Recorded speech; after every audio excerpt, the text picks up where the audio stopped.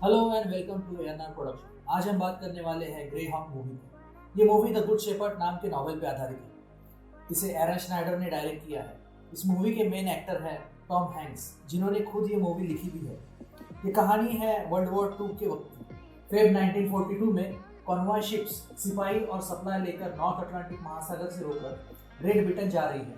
इन सारी convoy ships को lead करती है 4 light warships, Eagle, Harry, Becky और कटीना। और इन चारों को लीड करने वाली शिप का नाम है ग्रे हॉक, जिसके कैप्टन है US navy commander Ernest Klaus, जिसे टॉम हैंक्स ने प्ले किया है। नॉर्थ अटलांटिक महासागर में ब्लैक पिट नाम की एक जगह है, जहां इन कॉन्वॉयज को सबसे ज़्यादा खतरा था जर्मनी के सबमरीन, जिन्हें यू बोट भी कहा जाता था। ब्लैक पिट में उन्हें एयर सपोर्ट भी नहीं मिल सकता था। एयर सपोर्ट पाने के लिए उन्हें ब्लैक पिट से 50 घंटे दूर ब्रिटेन के एरिया में पहुंचना था।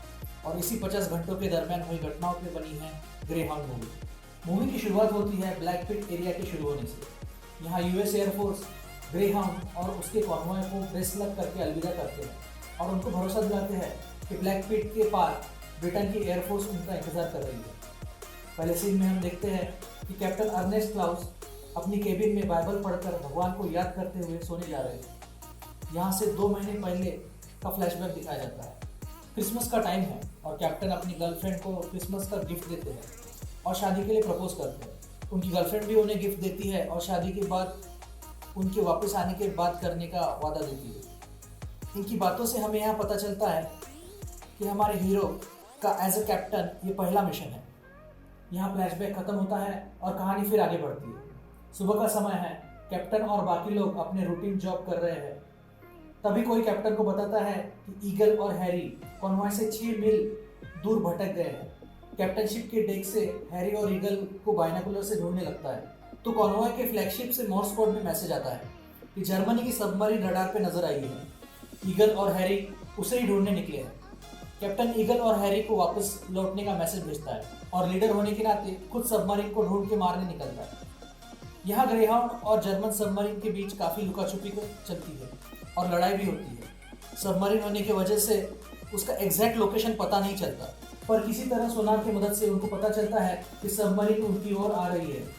शिप के करीब पहुंचते ही कैप्टन उस पर हमला कर देता है। कुछ देर कैप्टन को लगता है कि सबमरीन बच के निकल गई, लेकिन पानी पे तैरते ऑयल की वजह से पता चलता है कि सबमरीन नष्ट हो गई है।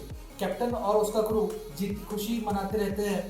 तभी कॉन्वॉय की एक शिप ब्लास्ट हो जाती है। कैप्टन शिप के डेक पर आकर विस्फोट देखता है तो उसे रियलाइज होता है कि यहाँ सिर्फ एक ही नहीं बल्कि कई सबमरीन्स है और वो सिर्फ रात होने का इंतजार कर रही है ताकि रात के अंधेरे की आड़ में वो हमला कर सके। रात भर ग्रे हॉक और सबमरीन्स में काफी लुकाछुपी चलती है, पर ग्रे हॉक सबमरीन्स मारने में असफल होती है। सबमरीन एक एक करके कॉन्वॉय शिप्स को मारने लगती है, यहाँ तक उनकी द वास्को ऑयल टैंकर को भी मार देता है।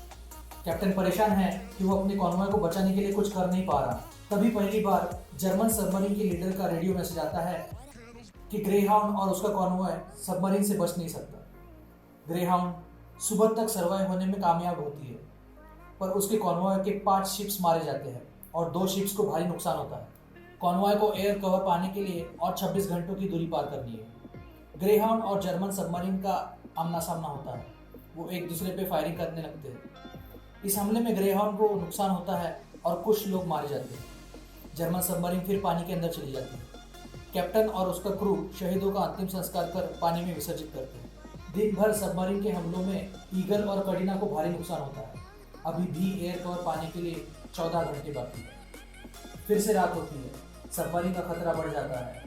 यहाँ ईगल और कटीना को हुआ नुकसान और हैरी और डिकी के पास की फ्यूल और बॉम्ब की कमी देखकर कैप्टन ब्रिटिश एयरफोर्स को हेल्प का मैसेज भेजता है। ब्लैक पिट खत्म होने के पहले एयरफोर्स बुलाने को मनाही होने के बावजूद कैप्टन को नियमों का उल्लंघन करके ये डिसीजन लेना पड़ता है। रात भर में जर्मन सबमरीन ग्रे हॉक को मारने के लिए अलग अलग टैक्टिक्स यूज करते हैं।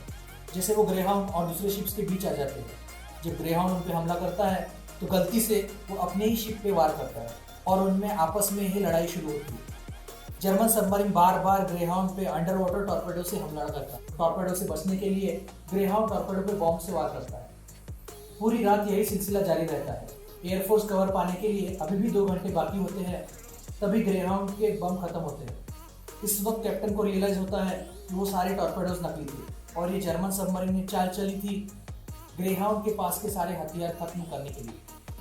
अब जर्मन सबमरीन पानी के ऊपर आकर चारों ओर से ग्रेहाउंड पे वार करना शुरू करती है। ग्रेहाउंड के पास बचकर भागने के अलावा और कोई ऑप्शन नहीं, पर सबमरीन ने चारों ओर से ग्रेहाउंड को घेर रखा है। ग्रेहाउंड मारा ही जाने वाला है कि तभी ब्रिटिश एयरफोर्स आकर सारे सबमरीन को नष्ट कर देती है। यहाँ से आगे एयरफोर्स कॉन्वॉय को एस्कॉर्ट करता है और ग्रेहाउंड को ड्यूटी से रिलीव करता है। यहाँ मूवी का द एंड होता है।